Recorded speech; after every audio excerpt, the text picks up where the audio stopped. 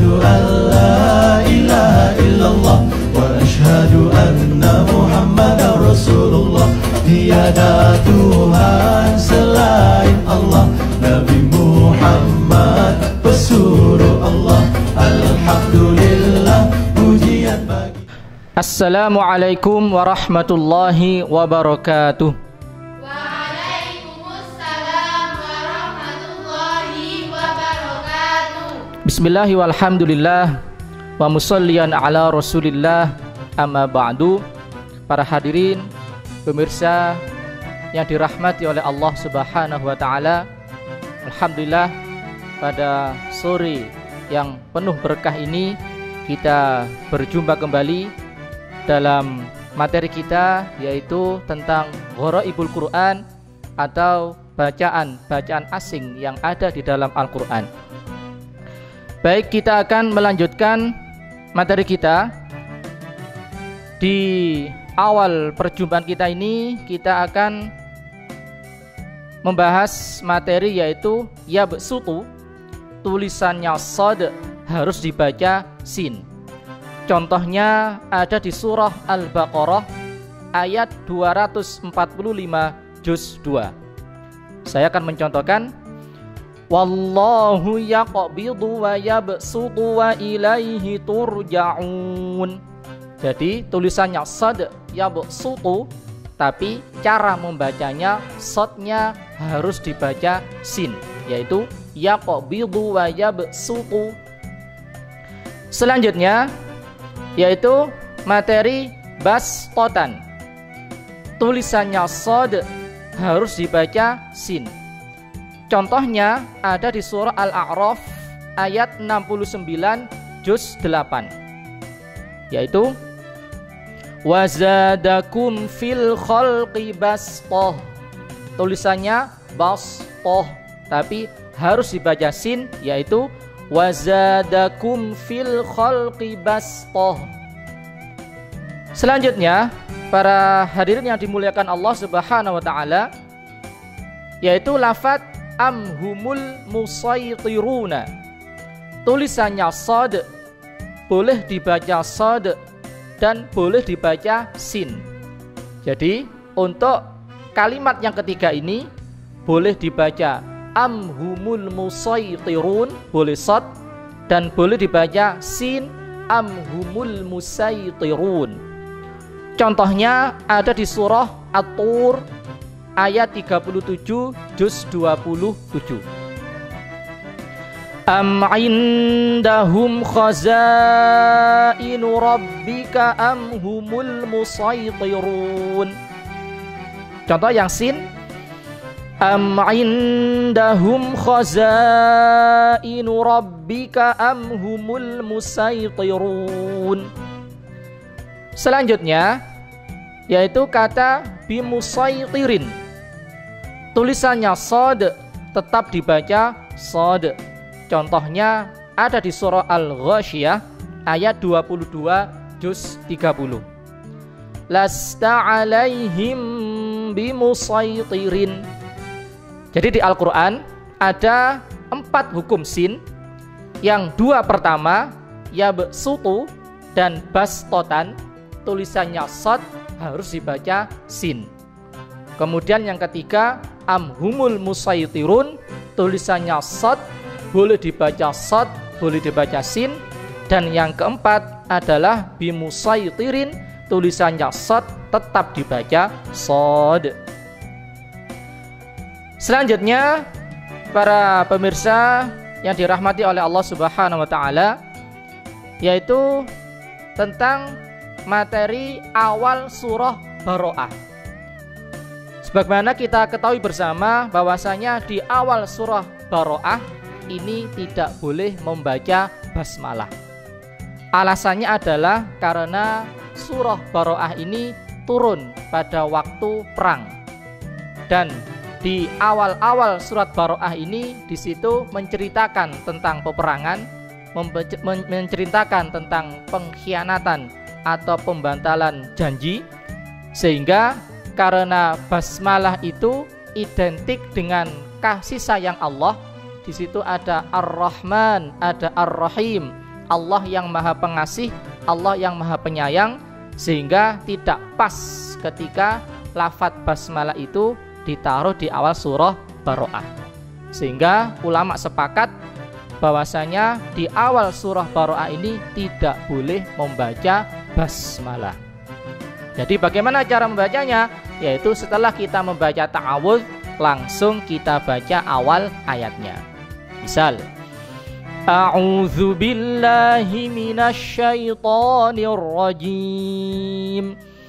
Bara'atum minallahi wa rasulihi ilal ladzina 'ahadtum minal musyrikin. Selanjutnya, para pemirsa yang dimuliakan Allah Subhanahu wa taala, kita masuk materi majroha, tulisannya fathah tapi dibaca imalah atau dibaca miring. Sehingga cara membacanya adalah majreha, yaitu bacaan imalah artinya memiringkan bunyi fathah pada kasroh. Contohnya ada di surah Hud ayat 41 juz 12. Wa qala rkabu fiha bismillahi majreha wa mursaha inna rabbi laghafurur rahim. Alasannya kenapa majroha dibaca majreha? Yang pertama adalah karena kekhususan bacaan qiraah Imam Asim riwayat Hafs. Jadi dari bacaan Imam Asim ini, satu-satunya imalah adalah ada pada surah Hud ayat 41 juz 12. Dan juga alasan lain kenapa dibaca imalah adalah untuk membedakan perjalanan darat dan perjalanan laut.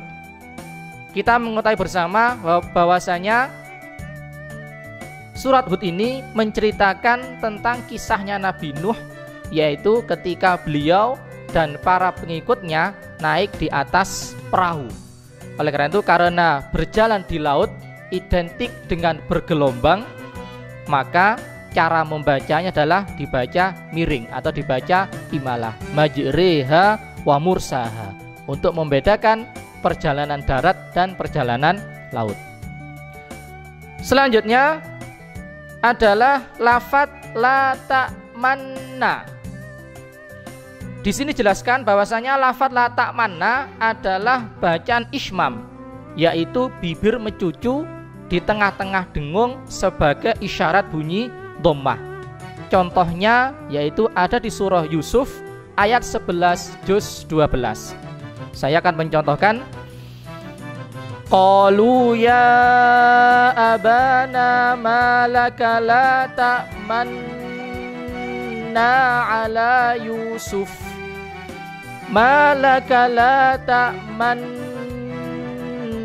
ala Yusuf wa inna lahu lanasihun.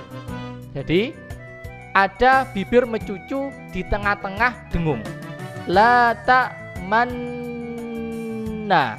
yaitu kenapa kok dibaca ismam ya? Karena di sini juga termasuk kekhususan dari qiraah atau bacaan Imam Asim riwayat Hafs. Dan alasan lain kenapa kok dibaca ismam adalah karena di sini menceritakan tentang kisah Nabi Yusuf beserta para saudara-saudaranya, dan saudara-saudara Nabi Yusuf berniat tidak baik, ingin mencelakakan Nabi Yusuf, ingin membunuh Nabi Yusuf. Mereka bertemu dengan bapaknya, mereka merayu bapaknya untuk diizinkan bisa ikut. Mereka di sini menceritakan tentang Nabi Yusuf, yaitu ketika saudara-saudaranya berniat merayu bapaknya agar Nabi Yusuf diizinkan ikut untuk bermain bersama saudara-saudaranya. Di sini ada lafadz la ta'manna. wahai bapakku, kenapa engkau tidak mempercayai kami?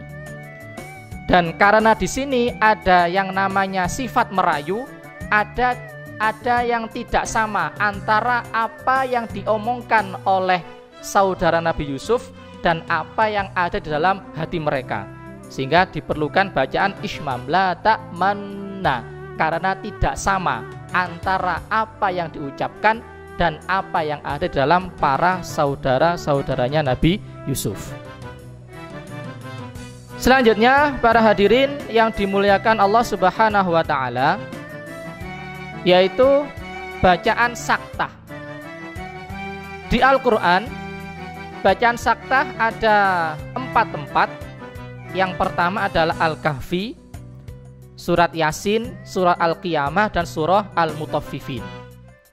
Saktah artinya adalah berhenti sejenak, sekedar 1 alif tanpa bernafas. Saya akan mencontohkan di surah Al-Kahfi. Bismillahirrahmanirrahim.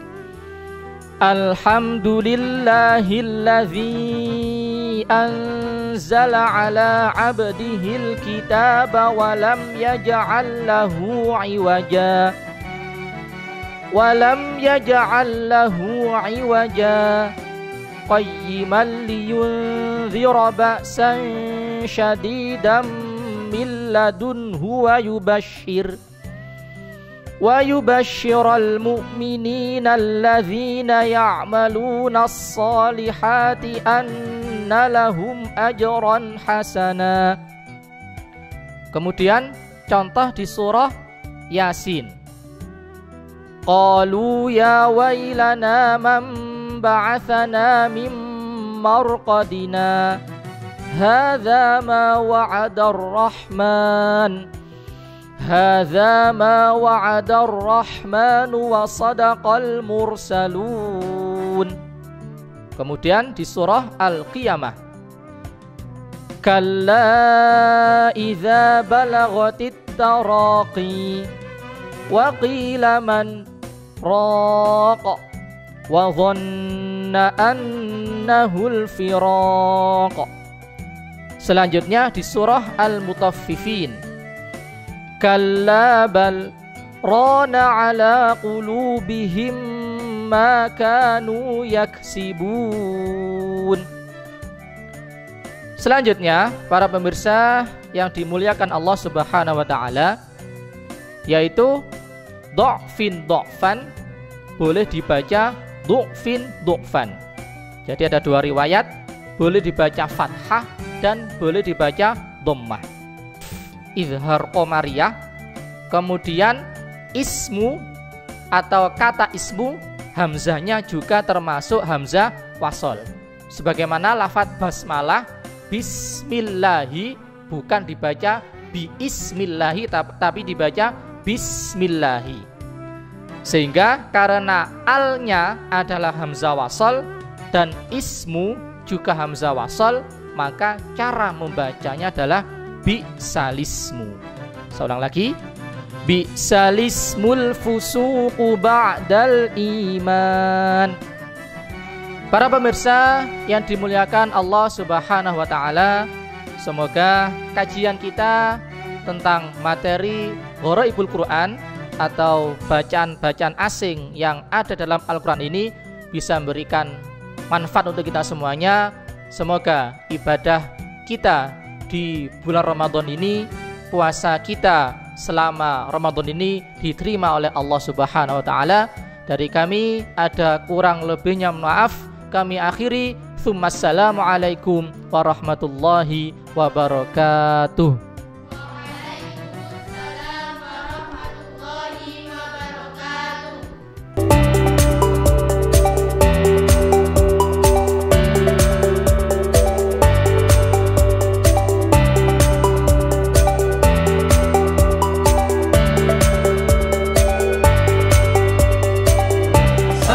Akhlak dan skill akademis menjadi fokus utama kami. SMK Bisa!